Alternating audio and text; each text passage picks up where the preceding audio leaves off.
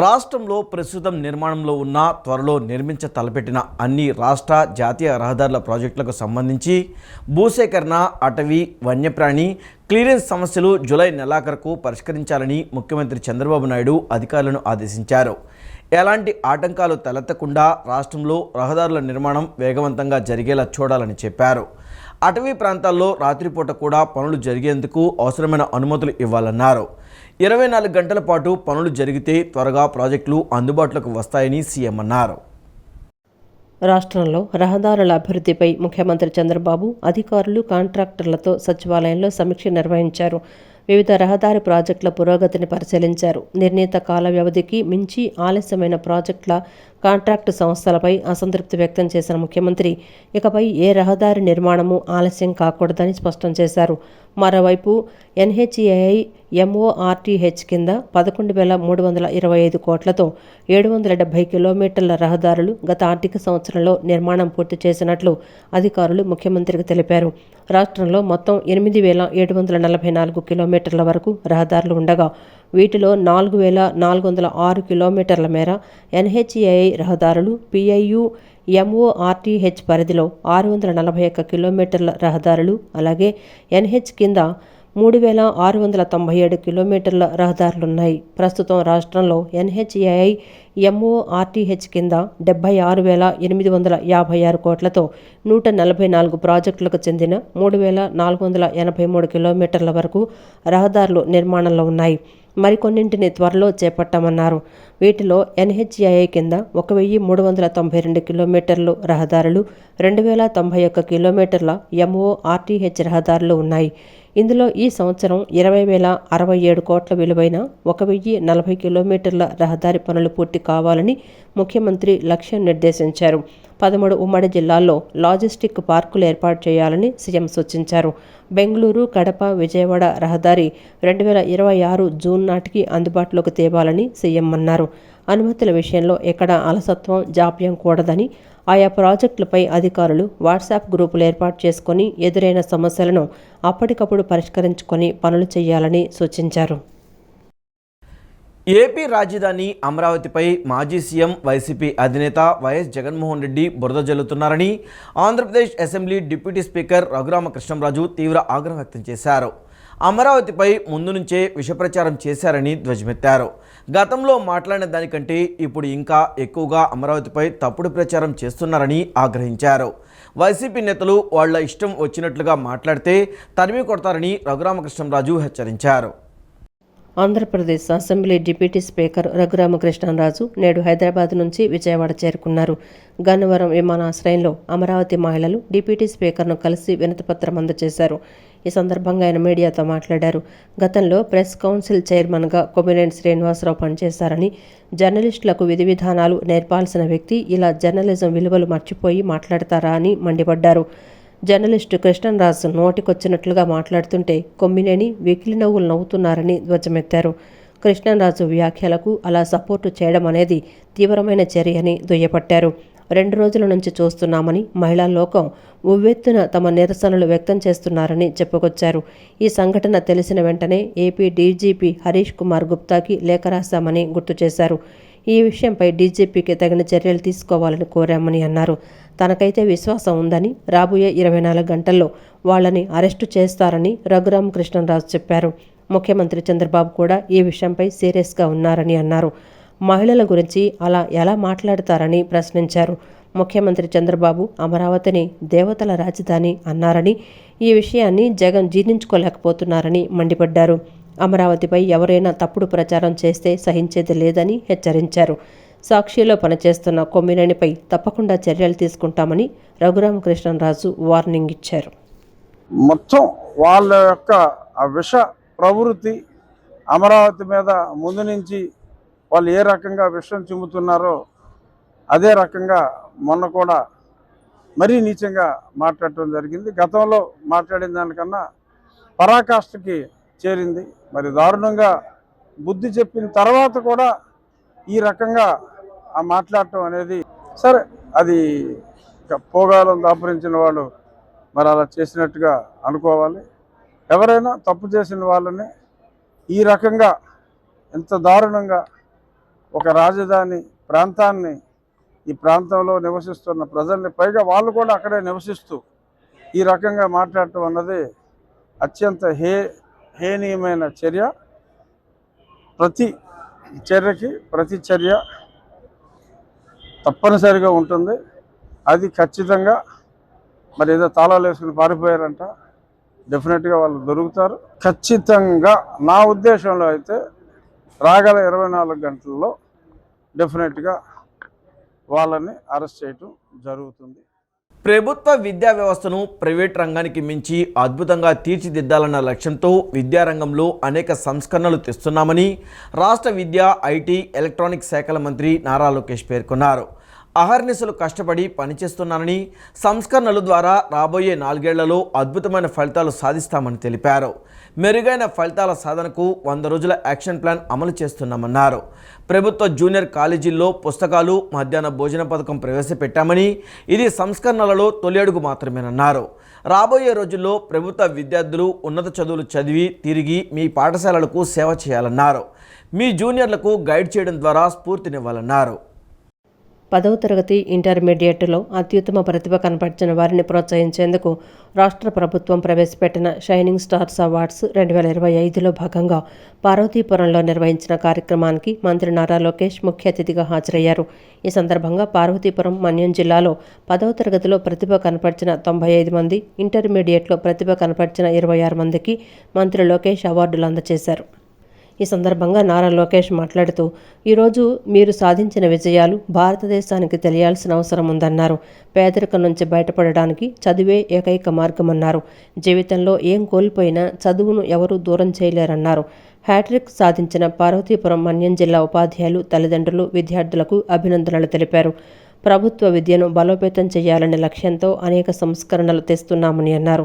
పిల్లలకు మంచి భవిష్యత్తు కల్పించాలని ముఖ్యమంత్రి ఆలోచనకు అనుగుణంగా పనిచేస్తున్నామన్నారు. మీకు అద్భుతమైన ఫౌండేషన్ ఉందని, అవకాశాలను నిచ్చెన మెట్లుగా ఉపయోగించుకొని మీరు ఉన్నత శిఖరాలకు ఎదగాలని మీకు ప్రభుత్వం అండగా ఉంటుందని చెప్పారు. 10వ తరగతి విద్యార్థులకు ఇప్పటి నుంచే అసలు పరీక్ష మొదలవుతుందని, దాని పేరే జీవితం అన్నారు. పరీక్ష పెట్టే భగవంతుడే జయించే శక్తి కూడా దేవుడిస్తాడని, కష్టాలు అందరికీ ఉంటాయి, వాటిని అధిగమించి లక్ష్యాన్ని చేరుకున్న వారే విజేతలుగా నిలుస్తారన్నారు.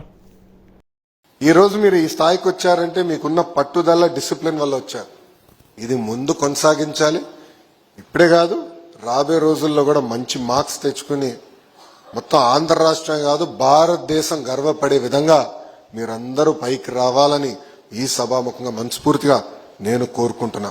మనం ఎంత పైకి ఎదిగితే అంత తగ్గి ఉండాలి, ఎంత ఎదిగితే అంత తగ్గి ఉండాలి. There is no alternative to humility. కలిసిమెలిసి ఉండాలి. మన ప్రయాణం ఎక్కడి నుంచి మొదలు పెట్టాం గుర్తుపెట్టుకోవాలి. ఇది చాలా చాలా మనందరికి అవసరం. చుట్టుపక్కల మంచి మెంటర్స్ పెట్టుకోండి. జీవితంలో సాధించిన వాళ్ళ దగ్గరికి వెళ్ళి వాళ్ళ అభిప్రాయాలు తెలుసుకోండి. వాళ్ళ దగ్గర నిరంతరం నేర్చుకోండి. ఒక రూమ్ లో if you are the smartest person then there is something wrong. You should always surround yourself with people are smarter than you. నిరంతరం నేర్చుకోవాలి. రోడ్ లెస్ ట్రావెల్ అనేది చాలా చాలా అవసరం. మీరందరూ అది గుర్తుపెట్టుకోవాలని కోరుతున్నాను. మీరందరూ రెస్పాన్సిబుల్ సిటిజన్ గా మారాలి. మీరే కాదు, మీ చుట్టుపక్కల ఉన్న వాళ్ళకి చెప్పాలి. మనం ఈ స్థాయికి వచ్చాయంటే ఉపాధ్యాయులు ఉన్నారు, తల్లిదండ్రులు ఉన్నారు, ఇంట్లో పెద్దవాళ్ళు ఉంటారు. వాళ్ళందరి ఆశీస్సులు, వాళ్ళందరి త్యాగంతో మనం ఈ స్థాయికి వచ్చాం. దయచేసి అది మర్చిపోకూడదని మిమ్మల్ని అందరినీ కోరుతున్నా. ప్రత్యేకంగా ఉపాధ్యాయుల్ని మన జీవితాంతం గుర్తుపెట్టుకోవాలి, గౌరవించాలి. ముఖ్యమంత్రి నారా చంద్రబాబు నాయుడు తనకున్న పాలనా అనుభవం, సమర్థతతో రాష్ట్ర రాజధాని అమరావతి ఇమేజ్ను పెంచుతున్నారని తూర్పు ఎమ్మెల్యే గద్దె రామ్మోహన్ అన్నారు. అమరావతి ఇమేజ్ పెరగడాన్ని సహించలేని వైఎస్ జగన్మోహన్ రెడ్డి రాష్ట్ర ఇమేజ్ను దిగజార్చేందుకు తన సాక్షి మీడియా ద్వారా దుష్ప్రచారం చేస్తున్నారని అన్నారు. అమరావతి పేరును దిగజార్చడం అంటే మన తల్లిని మనం రోడ్డున పడేసినట్లేనని అన్నారు. ఈ వ్యాఖ్యలపై ప్రజలు తీవ్రమైన ఆగ్రహంతో ఉన్నారని, తాను ఏ కార్యక్రమానికి వెళ్లినా అమరావతి గురించి ఈ విధమైన వ్యాఖ్యలు చేయడం సరికాదని ప్రజలు ఘాటుగా స్పందిస్తున్నారన్నారు. బందర్ రోడ్డు అశోక్ నగర్లోని తూర్పు నియోజకవర్గ ఎమ్మెల్యే కార్యాలయం దగ్గర 2 నిరుపేద కుటుంబాలకు జీవనోపాధి నిమిత్తం 40,000 విలువ చేసే బండ్లను ఎమ్మెల్యే గద్దె రామ్మోహన్ తన సొంత నిధులతో కొనుగోలు చేసి వారికి ఉచితంగా అందజేశారు. కటారి స్రవంతికి తోపుడు బండిని, సాంబశివరావుకు రిక్షా బండిని ఎమ్మెల్యే గద్దె రామ్మోహన్ తన సొంత నిధులతో కొనుగోలు చేసి వారికి ఉచితంగా అందజేశారు. ఈ సందర్భంగా ఎమ్మెల్యే గద్దె రామ్మోహన్ మాట్లాడుతూ, రాష్ట్ర రాజధాని అమరావతి బ్రాండ్ ఇమేజ్ను పెంచేందుకు ముఖ్యమంత్రి నారా చంద్రబాబు నాయుడు ప్రయత్నిస్తున్నారని, వైఎస్ జగన్మోహన్ రెడ్డి మాత్రం ఆ ఇమేజ్ను మరింతగా దిగజారేలా వ్యవహరిస్తున్నారని అన్నారు. దేవతల రాజధాని అమరావతి అని అందరూ చెప్తున్నారని, అది సహించలేని విధంగా అమరావతి పేరును కించపరిచేలా సాక్షి ఛానల్లో వ్యాఖ్యలు చేయించారన్నారు. ఈ వ్యాఖ్యలను ఆ ఛానల్ యాజమాన్యం ఖండించకపోవడం సరికాదన్నారు. వైఎస్ భారతిపై టీడీపీకి చెందిన కార్యకర్త సోషల్ మీడియాలో అసభ్యకరంగా పోస్టులు పెడితే ముఖ్యమంత్రి నారా చంద్రబాబు నాయుడు వెంటనే స్పందించి టీడీపీ కార్యకర్త అయినా వెంటనే కేసు నమోదు చేసి అరెస్టు చేశారని చెప్పారు. ఎన్నికల సమయంలో రాజకీయాలు చూసినా ఎన్నికలు ముగిసిన తర్వాత అభివృద్ధి సంక్షేమం గురించి ఆలోచనలు చేయాలని, దానివల్ల మన పిల్లల భవిష్యత్తు ఉజ్వలంగా ఉంటుందన్నారు. ముఖ్యమంత్రి నారా చంద్రబాబు నాయుడు వ్యవహరించినట్లుగా ఆలోచనలు చేసినట్లుగా వైఎస్ జగన్మోహన్ రెడ్డి ఎందుకు ఆలోచించలేకపోతున్నారని అన్నారు. ఎలక్షన్లు అయిన తర్వాత ఇప్పుడు ఒక రాజధాని డెవలప్ అయితే అది మన బిడ్డల భవిష్యత్తుకి ఉపయోగపడుద్ది. ఈ ఆంధ్ర తెలుగువాడికి పుట్టిన బిడ్డలకి రానున్న రోజులు ఉపాధి కల్పించే ఒక కేంద్రంగా తయారవుతుంది. అలాంటి కేంద్రం మన పిల్లల భవిష్యత్తు కోసం, మన రాష్ట్ర భవిష్యత్తు కోసం మనం చేసుకోవాల్సిన అలాంటి రాజధాని ఇంత గౌరవైన మాటలతో అపహాస్యం చేస్తూ ఉన్నారంటే ఖచ్చితంగా ప్రజలు కూడా ఆలోచన చేయాల్సిన అవసరం ఉంది.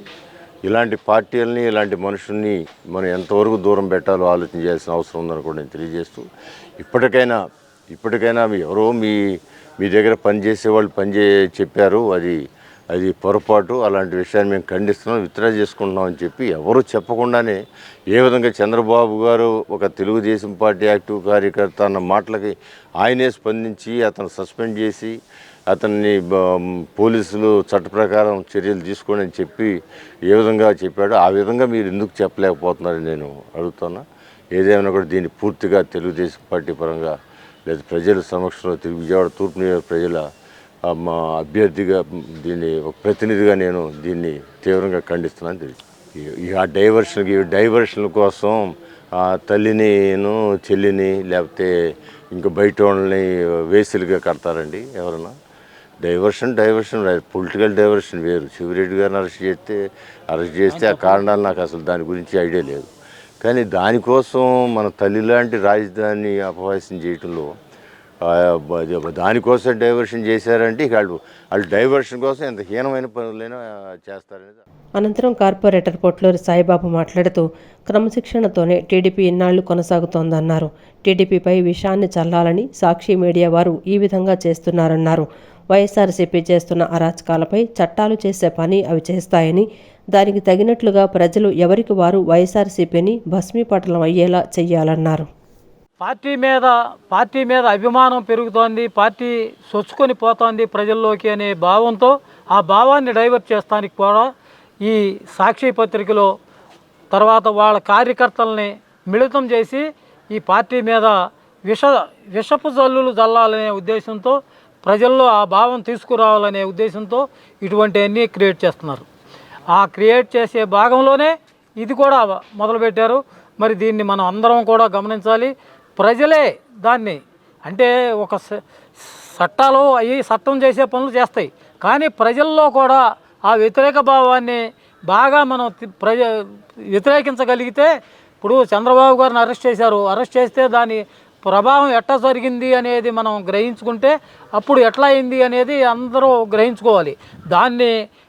దాన్నే మనం మోడల్గా తీసుకుని ప్రజలందరూ కూడా ఎవరికి వారు ఇది ఆ పార్టీని భస్మీపట్నం చేసే వరకు నిద్రపోకూడదు అనే భావం మనలో కలగాలి, ప్రజల్లో కలగాలి. ప్రజల్లో వస్తేనే అది గ్యారంటీగా భస్మీపట్నం అయిపోతుంది. దానిలో ఏమి ఎవరో ఆలోచించాల్సిన పని లేదు. మనం దాన్ని అందరం కూడా కార్యోన్ముఖులమై ఎదుర్కోవాలి. సెంట్రల్ నియోజకవర్గంను మోడల్ నియోజకవర్గంగా తీర్చిదిద్దాలనే లక్ష్యంతో పనిచేస్తున్నట్లు ఆ నియోజకవర్గ ఎమ్మెల్యే బోండా ఉమామహేశ్వరరావు స్పష్టం చేశారు. ఇప్పటికే నియోజకవర్గ వ్యాప్తంగా 200 కోట్లతో అభివృద్ధి పనులు శరవేగంగా సాగుతున్నట్లు పేర్కొన్నారు. ట్రాఫిక్ సమస్య తగ్గించేందుకు సింగనగర్ ఫ్లైఓవర్కు అనుసంధానంగా మరో ఫ్లైఓవర్ను నిర్మించేందుకు ప్రణాళికలు సిద్ధం చేస్తున్నట్లు వెల్లడించారు. విజయవాడ సెంట్రల్ నియోజకవర్గంలోని 64వ డివిజన్ కండ్రిక వద్ద 50 లక్షల వ్యయంతో రబ్బీస్ రోడ్డు మరియు వాటర్ పైప్ లైన్ పనులకు ప్రభుత్వ విప్ సెంట్రల్ నియోజకవర్గ ఎమ్మెల్యే బోండా ఉమామహేశ్వరరావు స్థానిక నాయకులతో కలిసి శంకుస్థాపన చేశారు. ఈ సందర్భంగా ఆయన మాట్లాడుతూ 2024లో ఎన్డీఏ ప్రభుత్వం అధికారంలోకి వచ్చిన తర్వాత నియోజకవర్గ అభివృద్ధికి దాదాపు 200 కోట్ల విలువైన మౌలిక సదుపాయాల పనులు చేపట్టామని తెలిపారు. కండ్రిక ప్రాంతంలో కొత్తగా రోడ్లు, వాటర్ పైప్ లైన్ నిర్మాణానికి శ్రీకారం చుట్టామని, ప్రతి డివిజన్లో ప్రజలకు అవసరమైన పార్కులు, కమ్యూనిటీ హాల్స్ ఏర్పాటు చేస్తున్నామని చెప్పారు. విజయవాడ నగర ట్రాఫిక్ సమస్యలను తగ్గించేందుకు సింగనగర్ ఫ్లైఓవర్ పక్కనే మరో ఫ్లైఓవర్ నిర్మాణాన్ని ప్రారంభించనున్నట్లు, వాంబే కాలనీ నుంచి దావుబుచ్చయ్య కాలనీ వరకు అండర్ గ్రౌండ్ రోడ్డు నిర్మాణం చేపట్టనున్నట్లు వివరించారు. విజయవాడ సెంట్రల్ను మోడల్ నియోజకవర్గంగా తీర్చిదిద్దటం లక్ష్యంగా పనిచేస్తానని స్పష్టం చేశారు. ఈ కార్యక్రమంలో నాయి బ్రాహ్మణ corporation director Suravarapu Nagaraju, division అధ్యక్షుడు కోకల్లు రవికుమార్, ప్రధాన కార్యదర్శి ఎస్కే బాబు, పలగాని భాగ్యలక్ష్మి, అప్పలనాయుడు, సూర్యనారాయణ తదితరులు పాల్గొన్నారు. ఈ సంవత్సర కాలంలో 200 కోట్ల పైబడి అభివృద్ధి కార్యక్రమాలు శంకుస్థాపన చేయటం కానీ, రోడ్లు పూర్తి చేయటం కానీ, డ్రైన్లు కానీ, వాటర్ పైప్ లైన్స్ కానీ, కమ్యూనిటీ హాల్స్ కానీ చేయటం కూడా జరిగింది. మరి ఇవాళ 64వ డివిజన్ అంటే ఈ నియోజకవర్గానికి శివారు ప్రాంతం. ఇటు పక్కన అటు నున్న, అటు పాతపాడు ఇవన్నీ కూడా మరి గ్రామీణ ప్రాంతాలు. ఈ కొత్తగా అభివృద్ధి చెందుతున్నటువంటి ఈ శివారు ప్రాంతాల్లో ఇవాళ 50 లక్షల రూపాయలు పెట్టి వాటర్ లైన్ కానీ, రోడ్లు కానీ శంకుస్థాపన చేసాం. నియోజకవర్గంలో ప్రతి డివిజన్లో ప్రతి సమస్య మీద అవగాహన ఉంది. ప్రతి డివిజన్లో ఏ డెవలప్మెంట్ కార్యక్రమాలు నిర్వహించాలి, ఏ డివిజన్లో ఏమి లేవు, రోడ్లు కానీ, కమ్యూనిటీ హాల్స్ కానీ, అట్లాగే వాటర్ లైన్ కానీ, డ్రైనేజీ కానీ ఎన్నిటిని కూడా ఒక క్రమ పద్ధతిలో ప్రణాళికాబద్ధంగా పూర్తి చేస్తూ ఉన్నాం. మానసిక, శారీరక ఆరోగ్యాన్ని పెంపొందించడానికి దైనందిన జీవితంలో యోగాను అంతర్గత భాగంగా చేసేందుకు రాష్ట్ర ముఖ్యమంత్రి చంద్రబాబు యోగాంధ్ర కార్యక్రమాన్ని చేపట్టారు. అందులో భాగంగా మే 21 నుంచి జూన్ 21 వరకు రాష్ట్ర వ్యాప్తంగా యోగాంధ్రలో భాగంగా యోగా కార్యక్రమాలు, ర్యాలీలు నిర్వహిస్తున్నారు. బాలలు, యువతకు జిల్లా స్థాయి యోగా పోటీలను పటమట్లోని చెన్నుపాటి రామకోటయ్య ఇండోర్ స్టేడియంలో నిర్వహిస్తున్నారు. పటమటలోని చెన్నుపాటి రామకోటయ్య స్టేడియంలో యోగాంధ్ర ఎన్టీఆర్ జిల్లా స్థాయి పోటీలు ప్రారంభమయ్యాయి. ఈ పోటీలను ఆయుష్, ఆరోగ్య శాఖ అధికారులు ప్రారంభించారు. ఈ సందర్భంగా వారు మాట్లాడుతూ, ప్రతిరోజు శాఖల వారీగా ఉదయం 6 నుంచి 7 గంటల వరకు బీఆర్టీఎస్ రోడ్డులో యోగాసనాలు చేయిస్తున్నామని అన్నారు. ఈరోజు ఉదయం ఇందిరాగాంధీ స్టేడియం నుంచి బెన్ సర్కిల్ వరకు యోగాంధ్ర ర్యాలీని నిర్వహించామని చెప్పారు. ఇందులో భాగంగా యువతలో యోగా ప్రాధాన్యతను వివరించి ఆసక్తిని పెంపొందించేలా ప్రతి గ్రామ, వార్డు సచివాలయ పరిధిలో యోగా పోటీలను నిర్వహించామని చెప్పారు. గ్రామ, మండల స్థాయిలో విజేతలకు జిల్లా స్థాయిలో పటమటలోని చెన్నుపాటి రామకోటయ్య ఇండోర్ స్టేడియంలో నిర్వహిస్తున్నామని చెప్పారు. 10 నుంచి 18 ఏళ్ల లోపు వారు జూనియర్స్, 18 నుంచి 35 ఏళ్ల లోపు యువత విభాగం, 35 ఏళ్లు పైబడిన వారికి సీనియర్స్ విభాగంలో పోటీలు నిర్వహిస్తున్నట్లు చెప్పారు. మాస్టర్ ట్రైనర్లను న్యాయ నిర్ణేతలుగా నియమించామని తెలిపారు. క్విజ్, పెయింటింగ్ పోటీలను కూడా పెడుతున్నట్లు చెప్పారు. జిల్లా స్థాయిలో విజేతలకు ఈ నెల 16 నుంచి రాష్ట్ర స్థాయి పోటీలను గుంటుపల్లిలోని డాన్ బాస్కో స్కూల్లో నిర్వహించడం జరుగుతుందన్నారు.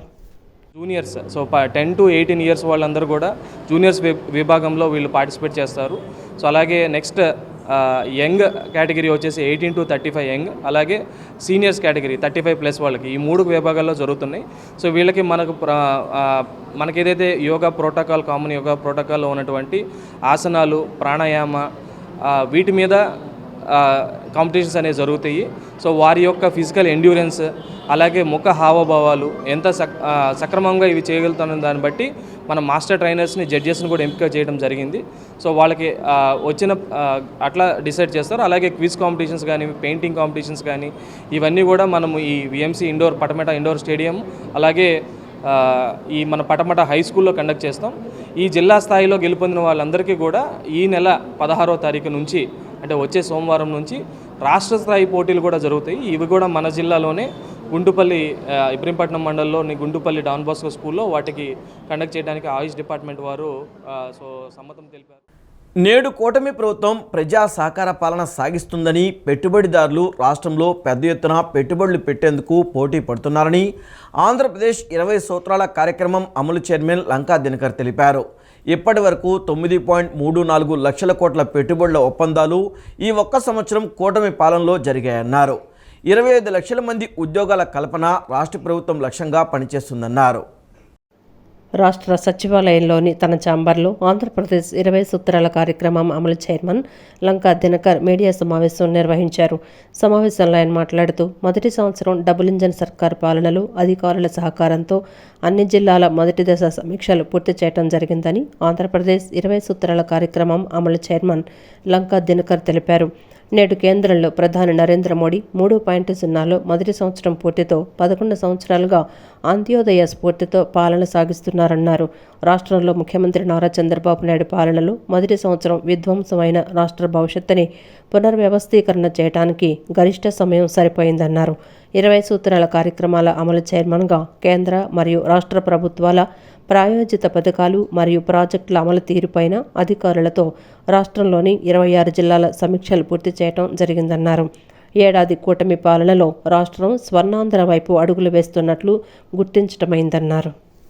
పెట్టుబడిదారులు బహుపరాక్ అనేటటువంటి విధంగా ఆంధ్రప్రదేశ్కి వైపు చూస్తూ ఉన్నారు. రాజధాని అమరావతి నిర్మాణం ఒకవైపు, $120 బిలియన్ ఆర్థిక వ్యవస్థని విశాఖపట్నం చుట్టూత ఆ రీజన్ నుంచి అభివృద్ధి చేసుకునేటటువంటి విధంగా కార్యాచరణ జరిగినటువంటి ప్రగతి అని చెప్పదలిచాం. 25 లక్షల మందికి ఉద్యోగాలు కల్పన ధ్యేయంగా ఈరోజు రాష్ట్ర ప్రభుత్వం పనిచేస్తూ ఉంది. మనం చూస్తూ ఉన్నాం, ఏదైతే డిఎస్సికి సంబంధించి 16,000కు పైగా ఉపాధ్యాయులకి సంబంధించినటువంటి ఉద్యోగాలకి సంబంధించినటువంటి నియామకాలకు కావలసినటువంటి కార్యాచరణ, అలాగే వైద్య శాఖలో 4 గ్రాంట్లు ఇచ్చినటువంటి దాఖలాలు లేకపోవటం వల్ల చాలా తీవ్రమైన నష్టం రాష్ట్రానికి ఏర్పడింది 2019-24 మధ్య. కానీ నేడు కూటమి ప్రభుత్వంలో మ్యాచింగ్ గ్రాంట్లు సానుకూలంగా సరైనటువంటి సమయంలో ఏర్పాటు చేయటం ద్వారా కేంద్ర ప్రభుత్వ పథకాలు ప్రాజెక్టులు కూడా సమర్థవంతంగా ఇక్కడ అమలు జరిగేటటువంటి విధంగా కార్యాచరణ జరుగుతూ ఉంది. ముఖ్యంగా మేము జిల్లాల్లో సమీక్షలు చేపట్టినప్పుడు రాబట్టిన సమాచారం, శ్రీ గంగా పార్వతీ సమేత విజయేశ్వర స్వామివారి దేవాలయంలో వెంచేసి ఉన్న శ్రీ రమా సహిత సత్యనారాయణ స్వామివారి శాంతి కళ్యాణం కన్నుల పండుగ జరిగింది. స్వామివారి కళ్యాణాన్ని తిలకించేందుకు భక్తులు అధిక సంఖ్యలో తరలివచ్చారు. భక్తులు కళ్యాణాన్ని తిలకించి తరించారు. భక్తులకు తీర్థప్రసాదాలు పంపిణీ చేశారు. నగరంలోని శ్రీ గంగా పార్వతీ సమేత విజయేశ్వర స్వామివారి దేవాలయంలో వేంచేసి ఉన్న శ్రీ రమా సహిత సత్యనారాయణ స్వామివారి శాంతి కళ్యాణం వైభవంగా జరిగింది. ఆలయాన్ని స్థాపించిన దగ్గర నుంచి ప్రతి ఏటా స్వామివారి పుట్టినరోజున స్వామివారి శాంతి కళ్యాణం ఘనంగా నిర్వహిస్తున్నారు. స్వామివారి కళ్యాణంలో అనేక మంది దంపతులు పాల్గొన్నారు. భక్తులు పాల్గొని స్వామివారి కళ్యాణాన్ని తిలకించారు. స్వామివారి కళ్యాణాన్ని కనులారా తిలకించి తరించారు. అనంతరం భక్తులకు తీర్థప్రసాదాలను పంపిణీ చేశారు.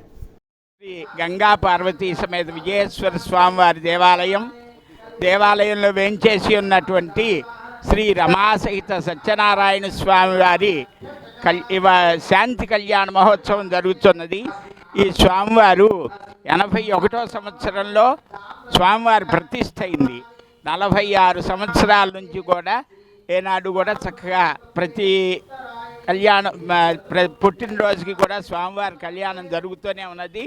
భక్తులందరూ వచ్చి స్వామివారి ఆశీస్సులు తీసుకుంటూ చక్కగా స్వామివారి ప్రసాదాలు అనుగ్రహం చేసుకుంటూ చక్కగా ఆనందంగా ఉంటున్నారని చెబుతున్నాం. ఓం శాంతి శాంతి శాంతి. తమను గెలిపిస్తే విశాఖ స్టీల్ పరిశ్రమ ప్రైవేటీకరణ కాకుండా అడ్డుకుంటామన్న చంద్రబాబు, పవన్ కళ్యాణ్లు అధికారంలోకి వచ్చిన తర్వాత ఆ దిశగా ప్రయత్నాలు చేయడం లేదని కార్మిక సంఘాల నేతలు విమర్శించారు. 5,000 మంది ఉద్యోగులను అన్యాయంగా తొలగించారని, విశాఖ స్టీల్ ప్లాంట్ మనుగడకు వ్యతిరేకంగా కూటమి నేతలు మాట్లాడుతున్నారని ఆవేదన వ్యక్తం చేశారు. విశాఖ ఉక్కు పరిశ్రమకు సొంత గనులు కేటాయించి ప్రైవేటీకరణ నిలుపుదల చేయాలని ప్రభుత్వాన్ని వారు డిమాండ్ చేశారు.